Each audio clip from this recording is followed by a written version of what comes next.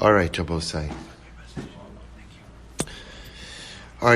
Let's begin by thanking our sponsors, to thank our Talmud Torah sponsors for the month of Av. Max and Brenda Lapkovsky in honor of Yitzchak Meir's upcoming bar mitzvah. Dr. Riva Mitzner in commemoration of the first yarzheit of her father, Dr. Larry Schneck, Aryeh Ben Chaim, Zichron Livracha, Jack Bennett in memory of Sargent COmer TALMUD, who was killed by a Hamas Anti-Tank Missile on May 12, 2021. And our Week of Learning sponsor, Shmuel and Shira Artman, in honor of the birth of a baby girl to Jesse and Rivka Meirovitz. Mazel tov to the Meirovitz Mishpacha, Me'er Tashem, they should be zorcha legadla Torah lechuppah, ulemaisim tovim. And about with that, let us begin. So we actually have a really incredible daf ahead of us today. So today's daf is Chav Chas 28, and we are picking up on Chav Zayin Amud Beis 27b. We're actually picking up at Tanu Rabbanan 2, 4, 6, 8, 10, 12, 13 lines up from the bottom on 27b. A really incredible Gemara. So Tanu Rabbanan. Ma'aser Rabbi Eliezer sheshavas begadil ha'elyon b'sukaso shel Yochanan b'Rabbi Eloi b'Kisari. There was a story that one time Rabbi Eliezer went to go ahead and spend time. Now, sheshavas means spend time. It doesn't, we'll see, whether it's Shabbos, whether it's Sukkot, we'll see exactly when this spending of time is occurring in just a moment. So Rabbi Eliezer went to the Sukkah of Yochanan b'Rabbi Eloi in the city of Kesari. Va'amrilei b'Kesarion. Okay, the machlok is where it was. V'egia chama l'sukkah. What was happening? So in Yochanan's sukkah, the sun was seeping in. Amar lahu. So Yochanan says to Rabbi Eliezer, Mahu she'efrosh aleh sadin. Am I allowed to go ahead and put a sheet up by the schach in order to go ahead and block out some of the sun? If you take a look at Rashi says, Mahu she'efrosh aleh sadin, letzel shelo tishezuvcha hashemesh mi asr mishum mosif all aray b'shabbat. So we're going to see, by the way, his shaila was not a shaila in schach. His shaila was a shaila in Hilchos Shabbos. In other words, a sukkah is a temporary structure. By putting up a sheet to block out the sun, am I adding on to a structure on Shabbos, which could be an issue of bona? You'll see why. I don't want to spoil the end of the story. It actually wasn't sukkahs. They were just sitting in a sukkah, but it wasn't sukkahs. So it wasn't a schach shayla, but rather it was a Hilchos Shabbos shayla. Amrlo. So Rabbi Eliezer doesn't respond. Instead, Amrlo, Ein lecha kol shevet v'shevet miYisrael shelo hemid mimenu shofet. So Rabbi Eliezer says, I was thinking that every single tribe of Israel had at least one judge who issued forth from it. So I was supposed to say, in other words, Rabbi Eliezer doesn't answer the question. Just shares, okay, I guess it's an interesting piece of information, but totally irrelevant to the discussion at hand. Fine. Now the sun continues to pour in. Literally translated, the sun came into the middle of the sukkah. So now the sun continues to pour into the sukkah. Amar lahu, ma'u she'efrosh aleh sadin. Once again, Yochanan asks Rabbi Eliezer, Rabbi, can I put a sheet up in the sukkah? So Amar lo, ein lecha kol shevet v'shevet miYisrael shelo yotziu mimenu neviim. So, and then Rabbi Eliezer responds again, by the way, every tribe in Israel had neviim, had prophets who issued forth from it. Shevet Yehuda Binyamin ha'amidu melachim al pi neviim. But Yehuda and Binyamin, they had kings who were appointed by prophets. So once again, Yochanan asking the question, Rabbi Eliezer not answering. And not only not answering, but saying stuff, interesting ideas, but nothing totally irrelevant to the discussion. So at this point in time, the sun is literally right at the feet of Rabbi Eliezer. So now the sun is going to be beating down on Rabbi Eliezer. At this point, Yochanan realizes that he's not getting an answer from Rabbi Eliezer. So what does he do? Natal Yochanan sadin upiresh Allah. Yochanan took a sheet, he put it up by the roof of the sukkah in order to block out the sun. As soon as he did that, Hifshil Rabbi Eliezer talisa la'achorav yatsa. Rabbi Eliezer put on his cloak, and walked out of the sukkah. They will say, listen to this, says the Gemara, Lo mipnei she'efliku b'dvarim. It's not because Rabbi Eliezer was upset with Yochanan. It's not what it was. Ela mipnei shelo amar davar shelo shama mipi rabo liolam. But let's listen to this. Rabbi Eliezer was makbid. He never said something that he did not hear in the name of his Rebbe. He never issued a ruling that he did not hear the name of the Rebbe. Oh, so now the story makes a little bit more sense. So what happened in the story? Yochanan was asking him a shayla. Was Rabbi Eliezer capable of answering the shayla? Absolutely. But Rabbi Eliezer had made for himself a personal code of conduct. And in that personal code of conduct, he did not relay anything that he did not hear in the name of his Rebbe. He essentially, he did not issue his own rulings. He did not issue his own piskei halacha. If he heard it in the name of his Rebbe, he would share it. If he didn't hear it in the name of his Rebbe, then what? He just wouldn't say anything. Hence the reluctance to go ahead and answer the shayla. So the Gemara says, First of all, how was Rabbi Eliezer able to do this? After remember again, now the assumption is, again, I kind of ruined it a little bit, but the assumption is that it was Sukkah, right? Rabbi Eliezer had a dramatic psak halacha in yesterday's daf. What was his psak? Right? Shivas yomim tasa lecha sukkah, which means that again, one sukkah for all 7 days. If Rabbi Eliezer is leaving the sukkah of Yochanan and he's going to another sukkah, how is that permitted? Isn't it one sukkah per person per the entire Yom Tiv? To which the Gemara says, "V'ha'amar Rabbi Eliezer, ein yotzin misukkah l'sukkah." You're not allowed to go from one sukkah to another. To which the Gemara says, "Regel achar have." No, it wasn't sukkahs. It wasn't sukkahs. It was a different Yom Tiv. Why were they in the sukkah? Why were they in the sukkah? Because it was nice outside. It was nice. I will say, again, you could come up, people have this all the time where like a person has a pergola, so you could, person left up the walls, they left up their sukkah after sukkahs, so it's beautiful to sit outside. Now it's Pesach, okay, it's still Pesach and my sukkah's up, but Lamaisa, it's beautiful. So they were sitting outside in the sukkah, but it was not the Yom Tov of sukkahs. To which the Gemara says, if that's the case, V'amar Rabbi Eliezer, Mishabeach Anias Ha'atzlanin, Shen Yotzin Mibatehen Beregel. But one second, Rabbi Eliezer said in yesterday's daf that you're not supposed to leave your home during the regalim. V'samachta, right? You're supposed to have the mitzvah of simcha with your mishpacha. So even if it wasn't sukkahs, Rabbi Eliezer said you should stay home. So how was it that Rabbi Eliezer was leaving his home to go to Yochanan? To which the Gemara answers, Shabbos Havi. It was Shabbos. Okay, so it wasn't sukkahs, it wasn't Yom Tiv, it was a Shabbos. And therefore, both say again, as I mentioned to you before, the shayla that Yochanan was asking is, am I allowed to put up a sheet by the top of this sukkah, by the top of this structure? Is that a problem with adding on to a structure on Shabbos or not? That was the shayla. To which the Gemara says, well, if that was the shayla, v'tivshot le'medidei, Rabbi Eliezer himself actually had previously addressed that shayla. Where did he address it? Disnan, pekaka cholon. Both say pekaka cholon are window shutters. But remember again, the shutters of the Gemara are not like our shutters today, right? Supposed to say, so right, you have shutters today on a window, the shutters are on a pivot, and you just pivot them back and forth. Remember, that's not how it was. These shutters were removable. Right? So you would take them out, you would put them in. So, Pekaka Chalon, Rabbi Eliezer Omer, Bisman Shekasher V'Tali Pokikinbo, Ve'imlav in Pokikinbo. Rabbi Eliezer hold like this: if the shutter was tied to the structure, and when the shutter was out and it hung down, it was suspended, over the ground, so literally it was hanging, then you could put that in, take that out on Shabbos, because that is considered to be an active part of the structure. However, again, if it's either not attached or it is attached, but it rests on the ground, you can't put that in and take that out, because that's considered to be adding to and detracting from the structure. The Chacham say, ben kach u ben kach pokikin.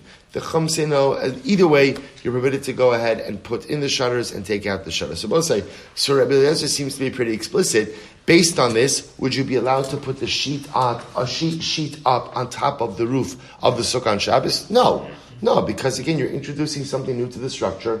Even though it's a temporary thing, you would be adding on to a structure of Shabbos. It should be usher. So why was it even a shayla? Top of Chavches, Hasam hu demevatel, aval hacha delo mevatel. Rashi says over here, Hasam mevatale lahai pekak legabe chalod v'chashiv le mikosa atzmo hilchach havi mosif. Aval sodin anan sahadi del mevatale legabe sukkah v'sofo litlo hilchach lo pshita l'Rabbi Eliezer de lehavi mosif. So just the Gemara answers, there are really two different cases, because in the case of the shutter, one is mevatel the shutter to the structure, right? The shutter becomes part of the structure. But with the sheet, it's clear that it's not your intention to leave it there. So maybe that's not really called adding on to a structure. So because of that piece of ambiguity, Rabbi Eliezer did not answer the question. So really you have two things going on over here. It doesn't resemble the case in Shabbos of the window shutter.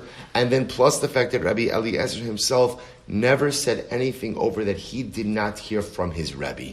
So he never heard a particular ruling in this case, therefore never shared it. We'll say, we're not finished with this. Tan Rabbanon. Said Rabbi Eliezer, Sheshavas begalil ha'elyon. Listen to this. One time, Rabbi Eliezer spent Shabbos in the upper Galil. V'sha'aluhu shloshim halachos behilchos sukkah. They asked him 30 halachos in hilchos sukkah, 30 shaylos in hilchos sukkah. Shteimisrei amar lahem shamati. 12 of them he answered by saying, "Oh, I heard this particular ruling from my Rebbe." Shmona asar amar lahem lo shamati. 18 of them, he said, I never heard from my Rebbe. I never heard, and therefore again he did not answer. Rabbi Yossi, Rabbi Huda, Omer Chiluf Hadvarim. Rabbi Yossi says just the opposite. Shmona asar amalam shamati. 18 of them he said, oh, I heard this from my Rebbe. Here's the answer. Shteimisrei amalam lo shamati. 12 of them he said, I never heard this before. Amrulo, supposed to say the people of the upper Galil were very intrigued by this because they said, Amrulo, kol dvarecha einon ela mipi hashmua. So they said, Rabbi Eliezer, essentially they said, Rabbi Eliezer, like, don't you have any of your own piskei halacha?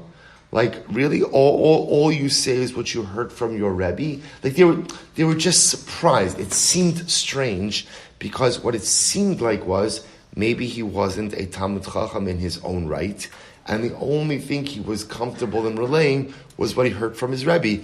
But they clearly saw that was not the case. They were just surprised. Amar lahem, so he said to them, his kaktuni lomar davar shelo shamati min pi rabosai.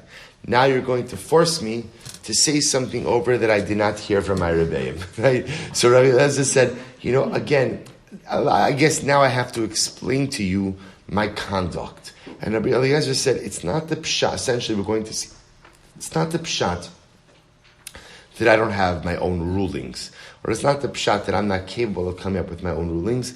I accepted upon myself a certain code of conduct for life. And this is my code of conduct. This is what I live by. And Abba said it's actually quite beautiful because it is here that Rabbi Eliezer shares his code of conduct.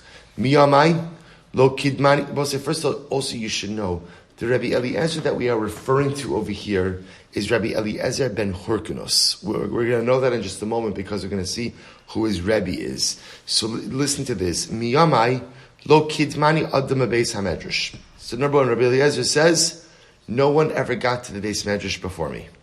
Right? I was always first person in the Beis Medrash. V'lo yashanti bebeis hamedrash, lo shinas keva v'lo shinas aray. I never fell asleep in the Beis Medrash. Not a nap, or not something more solid. I will say not falling asleep in shul is a big thing. It's an incredible accomplishment. So I will say, I never fell asleep in the Beis Medrash. Not a nap, not a shinas keva. V'lo hinachti adam bebeis hamedrash v'yatzasi. And I was always the last person to leave. Last person to leave. Right? I will say, first in, right? First in, last out. Right? At the end of the day, no one ever got in before me, and no one ever left after me. V'lo sachti sichas chulin. I never spoke sichas chulin. I will say, it's very important. Does this mean that Rabbi Eliezer always spoke words of Torah and never spoke anything that was unrelated to Torah? Sichas chulin means meaningless chatter. That my words were purposeful. I never spoke things that weren't purposeful. V'lo amarti davar shelo shamati mi pi rabbi miolam. And I took it upon myself that I never said something over that I didn't hear from my Rebbe. So I'll say, so now Rabbi Eliezer says, you have to understand, this not saying something over that I didn't hear from my Rebbe is part of a much bigger picture of who I am. And I both say, if you think about this, by the way, this actually is really incredible, because what Rabbi Eliezer is saying over here is, this was his personal recipe for greatness. Be the first one in the Beis Medrash. Be the last one to leave. Because if you're the first one in the Beis Medrash, it means you want it more than everyone else. And if you're the last person to leave, it means you want it more than everyone else. And if you don't engage in sichas chulin, meaningless chatter, it means that you are a purposeful, driven individual. And if you're not sleeping in the Beis Medrash, it means that you realize that there is so much to accomplish. The recipe for greatness, Rabbi Eliezer says, is actually not that all complicated. It's just an incredible commitment to a vision of excellence. That's what it is. It's commitment to a vision. Right? I will say, what I want to point out to you, by the way, is if you notice, it doesn't say like he learned 1,000,000 hours a day. It says that he was just driven. He was driven. I want to show you something amazing. Let's say I saw it quoted actually in the Sefer Oale Shem. I don't know who the Oale Shem is.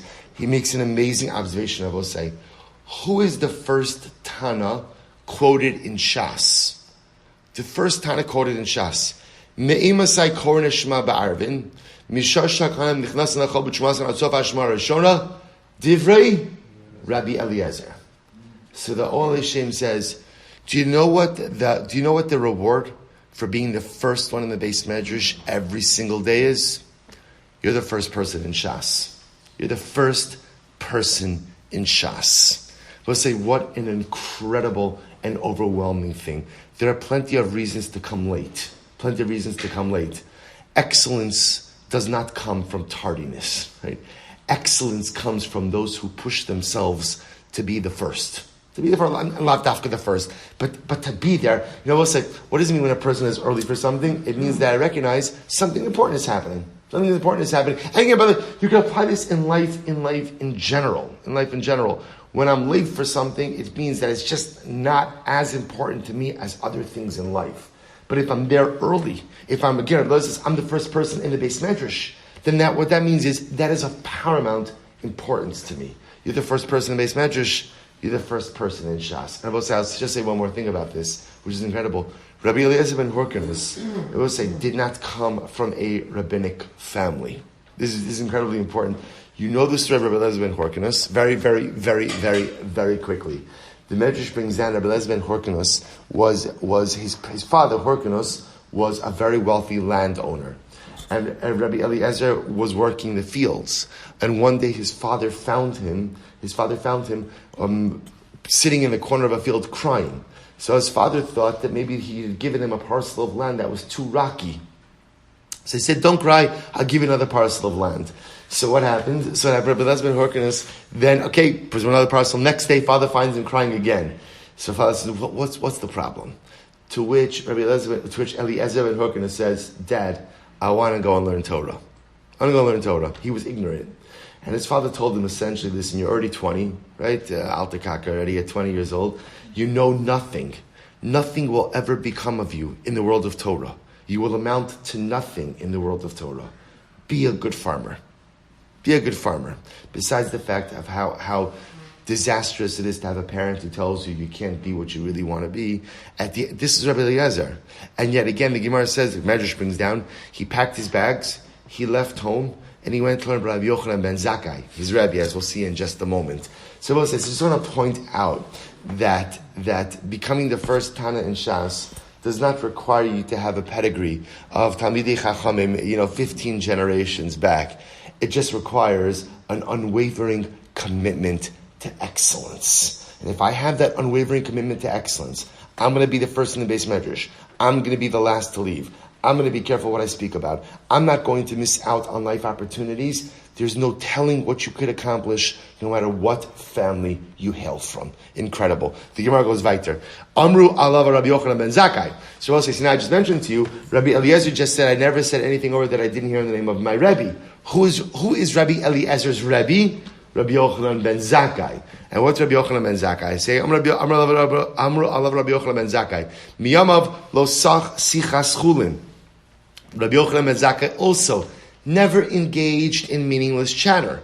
V'lo halach dalet amos below Torah ubelow tefillin, and he never walked for more than 4 amos without Torah and without tefillin. In other words, that wherever he went, he was accompanied by meaning. There was no such thing as dalet amos traveled without meaning. V'lo kidmu adam beis hamedrash. No one ever got to the Beis Medrash before him. V'lo yasham Beis Hamedrash. He never slept in the Beis Medrash. Lo shinas kever, lo shinas aray. V'lo hirher b'mevuos hametunafos. And he never thought about Torah in unclean alleyways. I will say this is an interesting one. So, he never, okay, there are plenty of times I don't think about Torah. Right? So, I usually don't get like a shkayach for that.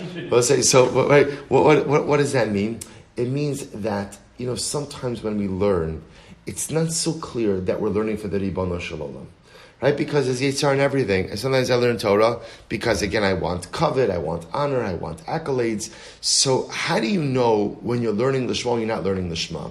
So sometimes when you know that it's time not to learn, when you get to the Muvos HaMetunafos, if it's just about my mental or intellectual stimulation, I continue to learn. But if I recognize that I need to shut this down because this is not a kavod LaHashem, that's a display that my Torah is l'shem shamayim. V'lo hiniach adam beis hamedrash, same idea. He was the last to leave the beis medrash. V'yatza v'lo matzu adam yoshev v'domim. No one ever found Rabbi Yochanan ben Zakkai in the beis medrash daydreaming. Ela yoshev v'shona. Rather, he was always actively learning. But so listen to how beautiful this is. V'lo pasach adam delis letalmidav elahu ba'atzmo. He opened the door of the Beis Medrash for his talmidim. I said this was Rabbi Yochanan ben Zakkai, right? This was a Rebbe. A true Rebbe never thinks that he is above his talmidim. A true Rebbe never thinks that he is better than his talmidim. But a true Rebbe ultimately understands that it is his talmidim that give him purpose for his existence. He held the door open for his talmidim. Incredible. V'lo amar davar shelo shama mipi rabom hi'olam. This is incredible. So Rabbi Yochanan ben Zakkai never said anything over that he did not hear the name of his Rebbe. Now we're going to see Rabbi Yochanan ben Zakkai's Rebbe was Hillel, as we'll see. We'll say, I hope you find it interesting as well. Even if you don't, I'm still going to talk about it. Which is, it's fascinating for you to learn. We don't learn in yeshiva, at least I never learned in yeshiva, like who's Rebbe, right? How everybody relates to each other. When you begin to understand, you begin to see it, it's quite fascinating. Because then you see the transmission of certain ideas from Rabbi Talmud. So let's say, here's a perfect example. Rabbi Yochanan ben Zakkai never said anything over that he did not hear in the name of his Rebbe. And now his Talmud, Rabbi Eliezer, never says anything over that and now Rabbi Eliezer's whole list for the actualization of personal greatness pretty much mirrors his Rebbe's list, right? There are some minor differences, both in content and in order, but Lamaisa, in essence, they're the very same thing. It's incredible. V'lo amar higia eis lama beis hamedrash, and Rabbi Yochanan ben Zakkai never said, okay, guys, closing time to get up from the beis medrash, chutz me'arvei pesachim v'arvei yom kippur, with the exception of Erev Pesach and Erev Yom Kippur, where there is a mitzvah to leave the Beis Medrash, Erev Yom Kippur to go and have your Su'udah, Erev Pesach to go ahead and, times of the Beis HaMikdash, offer up your Korban Pesach, or get ready for Yom Tiv. V'chein haya Rabbi Eliezer talmido noheg acharav. And we see now that Rabbi Eliezer ben Horkanus, the Talmud Rabbi Yochanan ben Zakkai, conducted himself much in the same way as his Rebbe did. I'll point out just something very interesting to consider, that it's fascinating to say that Rabbi Yochanan ben Zakkai never said over anything that he did not hear in the name of his Rebbe, which I would say is incredibly dramatic. Why is it dramatic? Because I would venture to say that Rabbi Yochanan ben Zakkai is one of those people for whom we have to credit the continuity of Klal Yisrael. Right? Because remember again, Rabbi Yochanan ben Zakkai was a pivotal figure during the times of the Churban of the second Beis HaMikdash. Rabbi Yochanan ben Zakkai introduces the concept of Zecher LeChurban, Zecher LeMikdash. He instituted many novel ideas. So it must be that when the Gemara says over here that he never said anything over that he did not hear in the name of his Rebbe, that was prior to the Churban. But after the Churban, it becomes clear that Rabbi Yochanan ben Zakkai was an incredible innovator because the times demanded it, because it was recognized that Klal Yisrael was facing an existential threat of extinction, and he stepped in to save the day. Incredible. Let's go weiter. Tan Rabbanan, these are incredible Gemaras. Tan Rabbanan, Shmona Talmidim Hillel Azakin. Listen to this. Hillel had 80 Talmidim. Shlosha Mehem, 30 of them were fit for prophecy like Moshe Rabbeinu. 30 of them were fit for the sun to stand still like it did for Yoshua in the war of Givon. Right? It should be Givon. Beinonim, Eschim, Beinonim. And 20 of them were just regular guys. Now both say, now remember, to be regular guy in the class where 30 are ra'i for nevuah and 30 are ra'i for the sun to stand still in the middle of the sky, it's a good place to be. It's a good place to be. Gadol shebekulin Yonasan ben Uziel. Boss said, get ready for this tomorrow. The greatest of Hillel's Talmidim was Yonasan ben Uziel. Targum Yonasan. We have on the Chumash Yonasan ben Uziel. Katan shebekulin Rabbi Yochanan ben Zakkai. We'll say, who was the bottom of the class? Who was the bottom of the class in Hillel's class? Who was Rabbi Yochanan ben Zakkai? Amr alav Rabbi Yochanan ben Zakkai. Let's talk about the person who was on the bottom of the rung over here, the last rung of the class. Rabbi Yochanan ben Zakkai. Shelo eniach mikra u'mishnah gemara halachas agadas dikduke Torah dikduke soul from kalim chamurim gzer shavas tekufos gematrios sichas malachi asharis sichas shedim sichas tekalim meshalos kobsin mashalos shualim davar gadol davar katan. Rabbi Yochanan ben Zakkai learned everything.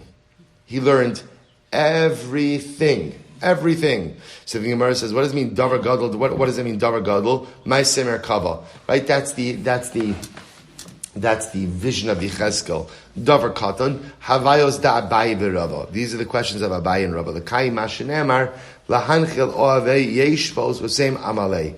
I v'chimi achar shekatan shebekulon. Kach gadol shebekulon alachas kama v'kama. The Rebbe say, if Rabbi Yochanan ben Zakkai was the least important of Hillel's Talmidim, and again you see he learned everything. And by the way, he learned the revealed and the hidden, right? The Torah's Hanigla and Torah's Hanistar. You see again all these things. What does it mean? The conversations of the angels, the mashalos of the shualim, the conversations of the palm trees, astronomy. He knew everything. So if this is Rabbi Yochanan ben Zakkai, can you imagine Yonasan ben Uziel? Amr alav al Yonasan ben Uziel was the top of Hillel's Talmidim. B'shah sheyoshe va'osik b'Torah kol ofsha poreach alav miyad nisraf. It was said about Yonasan ben Uziel that when he would learn, if a bird flew overhead, it was incinerated by the fire that shot up from Yonasan ben Uziel. So I will say this was the chevra of Hillel, and also teaches us something absolutely amazing. And I will say there's another Gemara where Hillel was on his deathbed, and the Talmidim came to visit, came to be Mevakeh Cholo to their Rebbe, and Hillel specifically asked for Rabbi Yochanan ben Zakkai. Right? And he called Rabbi Yochanan ben Zakkai the Av b'Chachma and Av b'Doros, the father of wisdom and the father of generations. There was something amazing happened, which is even though Rabbi Yochanan ben Zakkai was not the top of the class, right? He was not the biggest Talmud Chacham, but what Hillel saw in him were certain leadership qualities that none of the other Talmidim, even Yonasan ben Uziel, possessed, which is such an incredible yesod that different people bring different things to the table. So Rabbi Yochanan ben Zakkai wasn't the greatest Talmud Chacham, but Rabbi Yochanan ben Zakkai was the one who literally saved the day when after the Churban. He was the one who steadied the ship when everything and everyone else was falling apart. It's just an interesting thing, because sometimes, especially with children, we often tend to gauge success academically, right? And what's the gauge of success? Oh, you did well, you did this, you did that, which is good. Of course, it's good to encourage academic achievement, but just as important within our children to try to help cultivate and find their unique kochos, because often it's not the people who do the best on the test that are successful or make a real roshem in the world, but it's the person who really activate and cultivate their talents and abilities, who really make a difference. Rabbi Yochanan ben Zakkai wasn't the top of the class, right? He didn't graduate. What is it called? Magna cum laude, right? Summa cum laude, right? He wasn't, right? He didn't get the special colored ribbon at the graduation ceremony. He just saved Klal Yisrael. And there are many people smarter than him and wiser than him and greater Talmidei Chachamim than him, yet we don't even know their names. But Rabbi Yochanan ben Zakkai is a name that everyone will know and will always know for all time. Incredible yisod. Says the Mishnah. We'll say back to the Mishnah. We're not finished the Agadata yet. There's still more to come. Mishai Roshu Rubo B'Sukkah. V'Shachan Succah Bayis. A little blast from the past over here. Somebody was staying in their sukkah, and what happened? Rosha v'ruba v'sukkah. My head and the majority of my body was in the sukkah.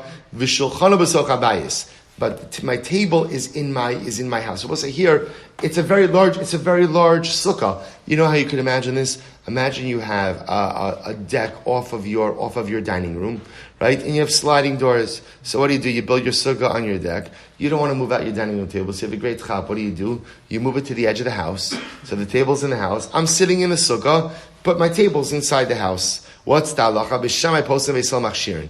Beis Shammai says it's possible. We've seen this before. Beis Shammai says it's possible. Why? Because Beis Shammai is concerned. Gezerah shema yimashech achar shulchano. There's a concern that what's going to happen? You're going to follow your table, which I will say makes sense because again, if the table's on the inside, first of all, just even leaning in to eat, you're leaning into the house, and it makes sense that there's a concern you may come to follow into the house. Beis Hillel machshirin. Beis Hillel says no, not a problem. You're good to go. Amr le Beis Hillel Beis Shammai lo kach haya ma'isa. So Beis Hillel says Beis Shammai, but this happened.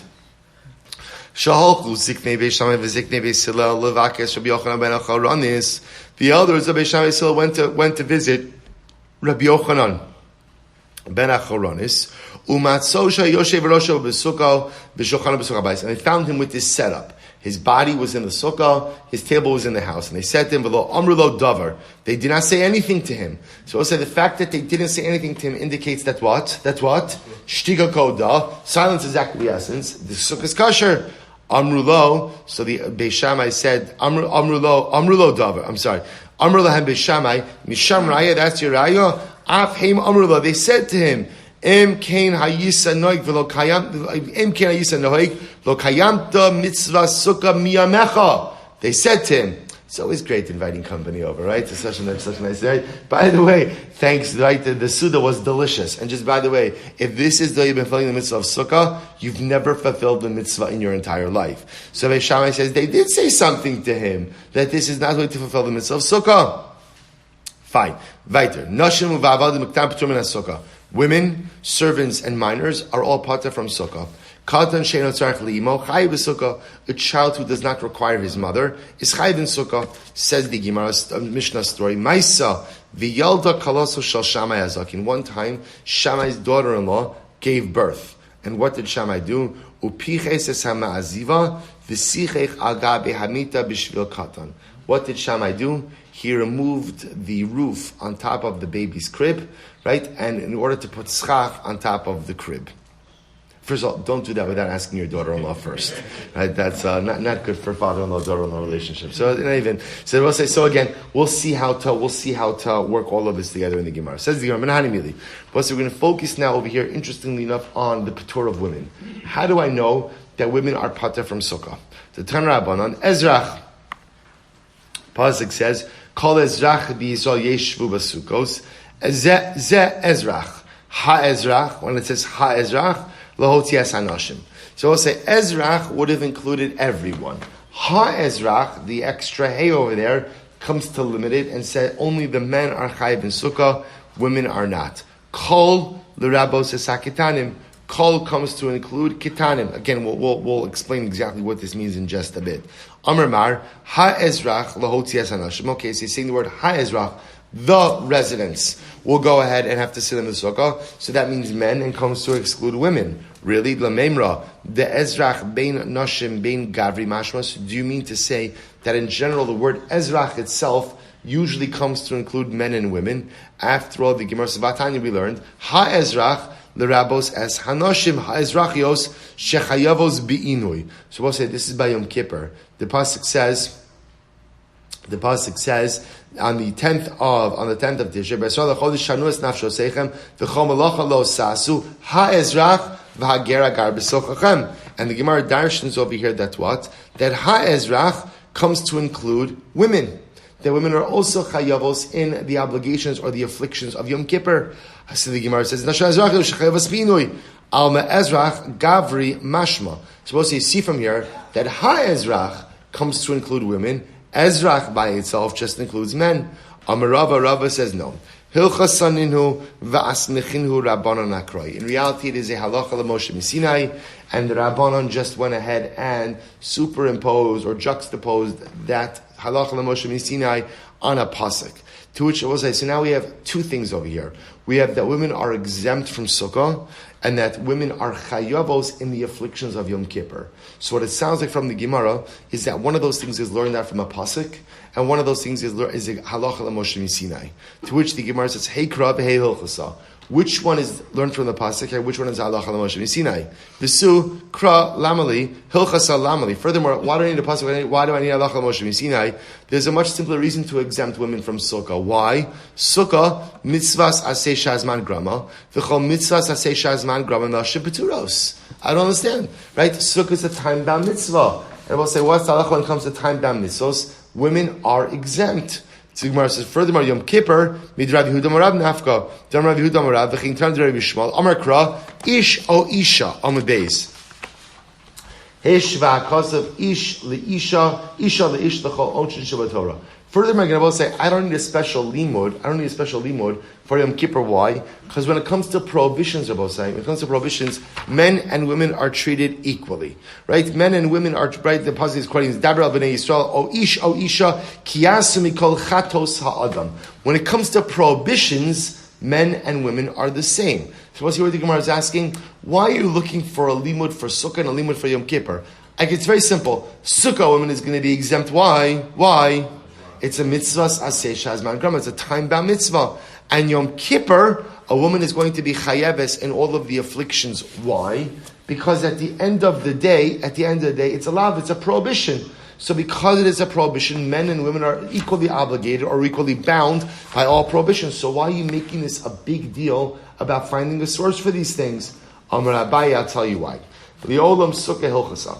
In reality, there is a halacha l'Moshe Sinai that says that women are exempt from Sukkah. So why do I need a halacha l'Moshe Sinai if it seems to be a simple, straightforward halacha that women are exempt from mitzvos aseh shazman grama, time-bound mitzvos? I'll tell you why. Be'itzdrich sachadayit chanina teishvu ke'in taduru. Because the Rabbi said by Sukkah we have this concept that you dwell in the dwelling in your Sukkah must mirror your year-long dwelling in your home. Madira ish v'ishto, af Sukkah ish v'ishto. Just like when you dwell in your home, ish v'ishto, ultimately again a man dwells with his wife, so to Sukkah, a man should dwell with his wife. And therefore again, I would have thought that therefore women are obligated in Sukkah. Kamash malan, that the halacha l'Moshe Sinai tells me that what? That women are exempt from Sukkah. In other words, what the Gemara is saying over here is, just because Sukkah is a mitzvah aseh shazman grama, that would not have been enough to exempt a woman from Sukkah. Why? Because Sukkah has another halachic mandate. And the other halachic mandate is Teishvu ke'in taduru. You have to dwell in the Sukkah the way you dwell in your home. Just like you dwell in your home, man and woman live together in the home. So too man and woman would live together in the Sukkah, even though it's time-bound. Kamash malan, there is a halacha l'Moshe Sinai that says that women are exempt from Sukkah. Rava says, it's terech. I'll tell you another reason why it's necessary. Sa'adait chamina, yoliv chamisha asar mechagamatos. There's another reason why I need halacha l'Moshe Sinai. Why? Because we'll say, remember, going back to yesterday's daf, Gezeru Shava Tesvav, between Sukkot and Pesach. Ma lahalon nashim chayavos, just like women are obligated in matzah, afkan nashim chayavos. So too, I would say that by Sukkah, women are obligated as well, even on both sides. Remember, is matzah a mitzvah saseh shazman grama? Is it? Absolutely. You only have to eat it on the first night of Pesach. It's time-bound. Yet, women are chayavos. Gzeira Shava, 15, Chamisha Tesvav. I would say just like women are chayavos in matzah, so too they're chayavos in Sukkah, even though it's time-bound. Therefore, the halacha l'Moshe Sinai comes along and says, no, women are exempt. V'hashta de amrit Sukkah hilchasa kra lamali. If that's the case now, that you're going to tell me that Sukkah, ultimately again, that women are exempt from Sukkah because women are exempt from Sukkah because of a halacha l'Moshe Misinai. Why do I need the pasuk? Right? What does the pasuk of Kala Ezrach? What does that come to include? L'rabos es hagerim. Interestingly enough, it comes to include converts. That converts are obligated in the mitzvah of Sukkah as well. Now, why would you think otherwise? Sakadait chamina ha'ezrach b'Yisrael amarachmana v'lo hasagerim. Because the pasuk says kala ezrach b'Yisrael. Right? I might have thought that only refers to naturally born Jews and not gerim. Kamash malan no. Kamash on the halacha l'maisa. Kamash malan that ha'ezrach comes to include gerim as well. Yom Kippurim midrav Yehuda Rav Nafka. To which the Gemara says, but 1 second, Yom Kippur. Why do I need the pasuk? So the Gemara says, Lo nitzcha elo tosefes inui. I need it only for the adding on of, as Rose said, remember again, there's a concept of tosefes by Yom Kippur, which is that we add on to Yom Kippur. Right? We start the fast early, we begin the afflictions early. Sagadai Tchamina, I would have thought, Ho elumi yitrachman ale tosefes inu me'onush me'as hara lo nischaybu nashim klal. I might have thought that Allah says, see, here's what's interesting. Even though there's an obligation to add on to the fast and to the afflictions of Yom Kippur, we start Yom Kippur early, right? Even though we do that, the Chi of Kares doesn't begin until actual Yom Kippur begins. So I might have thought that because that Tosefes, that added on period, is less severe, maybe women are exempt from that, right? Kamash malon, no. Kamash on that, even though the Tosefes period, the added on period of Yom Kippur, doesn't have the same level of severity, women are obligated in that as well. So we'll say, it's actually really interesting, because what it turns out is, I think very often we assume that the Petur for women from Sukkah is because it is a mitzvahs aseh shazman grama. But it turns out that that's not actually the source for the Petur. The source for the Petur actually is a halacha l'Moshe Misinai, that women are exempt. And the reason why the mitzvahs aseh shazman grama argument is not enough to exempt is really for two reasons. Number one, because teishvu ke'im taduru, right? That my sukkah damasal, hasram and home damasal would seem to say that women should be obligated to dwell in the sukkah, because then it resembles my home life as well. The other possibility is gzir shava tesvav, that just like women are obligated in matzah, even though again there's a mitzvah saseh shazman grama, they'd be obligated in sukkah as well. So really saying it's a mitzvah saseh shazman grama by itself would not be enough to exempt them. The halacha l'Moshe Misinai is in fact what exempts women from Sukkah, which is really, really quite interesting. So let's go weiter. Says the Gemara, Mar, kol l'rabos hasaktanim. So we said before that kol comes to, Bryce said, kol comes to include that kitanim are obligated in Sukkah. Really? V'hatnan, noshim v'avodim kitanim, beturim min Sukkah. But we learned in the Mishnah that kitanim are pater. So right, the Bryce said, kol comes to tell you that kitanim are obligated. But the Mishnah said that kitanim are pater. So what's going on over here? Lo kasha. We'll say this is very interesting. Lo kasha. Kan bekatan shegia lechinuch. Kan bekatan shegia lechinuch. If a child has reached the age of chinuch, he's obligated in sukkah. Of course, midrabanan. If he hasn't reached the age of chinuch, he's not obligated in sukkah. Katan shegia lechinuch midrabananu. To which the Gemara says, right, but katan is only midrabanan. Midrabanan ukras machta ba'alma. You both say right. A katan who reached the age of chinuch, ultimately again is only chayv midrabanan. And when the Gemara said that kol ha'ezrach b'Yisrael, kol comes to include kitanim, it wasn't literally saying that we were not from the pasuk. It's an asmachta, right? The most concept of asmachta means sometimes the rabbis will legislate something, and they'll find the pasuk to support that legislation. So they're darshaning the word kol to include a katan who has reached the age of chinuch. Doesn't mean that a katan who has reached the age of chinuch is chayv midaraisa. No, he's chayv midrabanan, but the pasuk is an asmachta.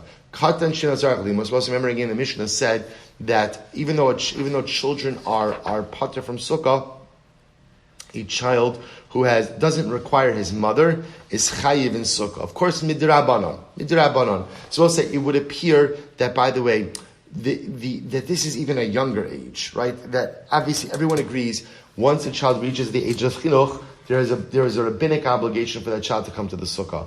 The Mishnah seems to be adding in even an earlier age, that once a child doesn't need his mother, ultimately again he's chayiv in sukkah.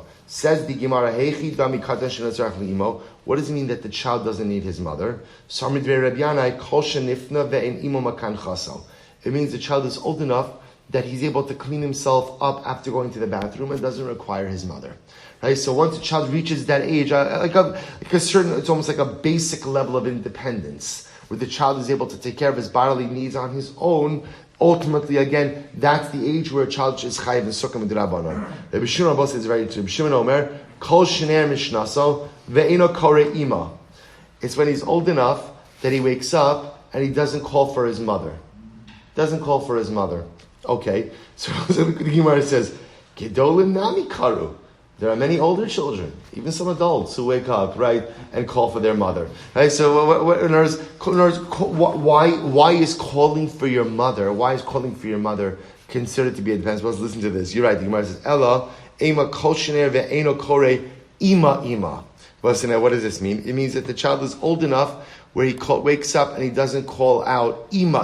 What does it mean? Look at Rashi. Kol shener ve'eno kore ima. She'ino karach achareh likros v'lishnos ad shetavo elav aval kori v'shosek lav tarach limhu. We'll say, what does it mean to be dependent on your mother?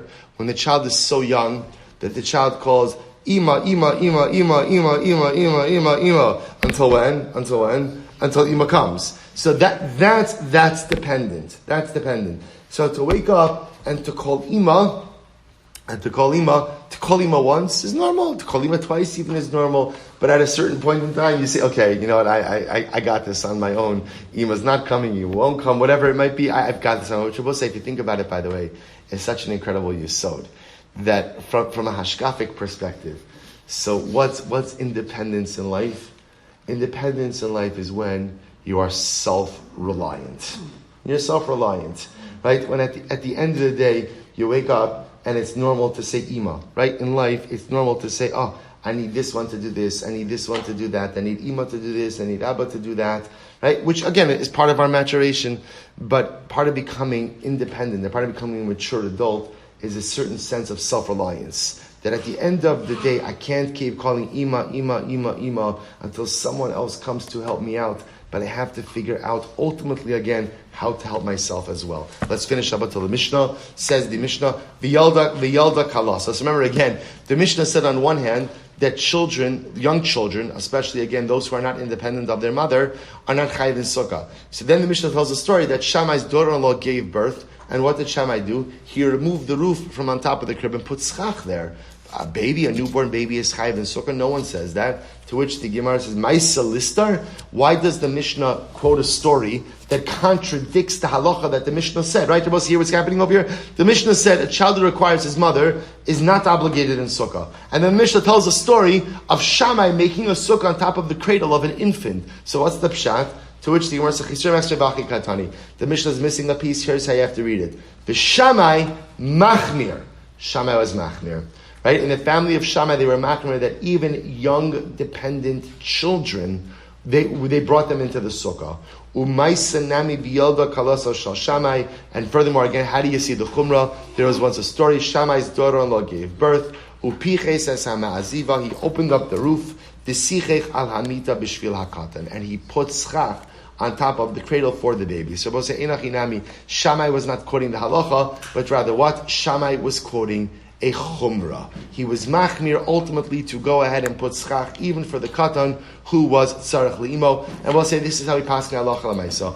A katan shino tzarech li'imo, a child who has some basic level of independence from his mother, is chayiv in sukkah. A child younger than that is not going to be chayiv in sukkah. And we don't really even accept this chumrah of Shammai. This was Shammai's chumrah, but me'ikra din, such a chumrah does not really even make its way into Shulchan Aruch itself. We'll say we'll stop over here, pick up with the Mishnah Mir Hashem tomorrow. Shkoyach.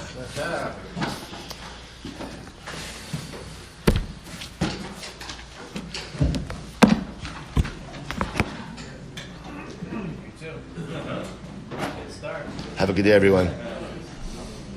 So it's a serious musar by Eliezer that his sons got drunk, didn't know what time to say Kriya Shema. So you're the first guy in the basement. You're the first guy. Your sons are the last ones to come back from the chassan, right? It shows. Right? But maybe they were also the last ones to leave the mismatch, you know. But right, okay, and that's why they got the chassan. Okay. All right, you know what?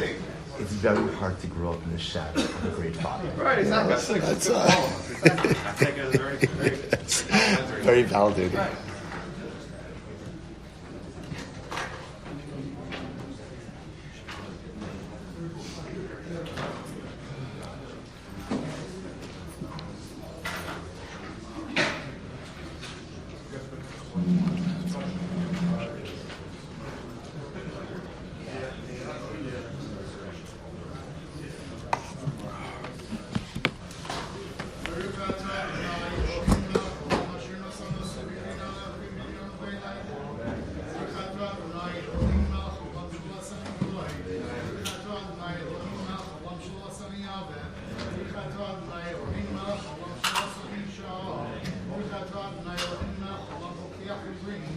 Baruch atah Adonai Eloheinu melech haolam ha'mavli shalomim.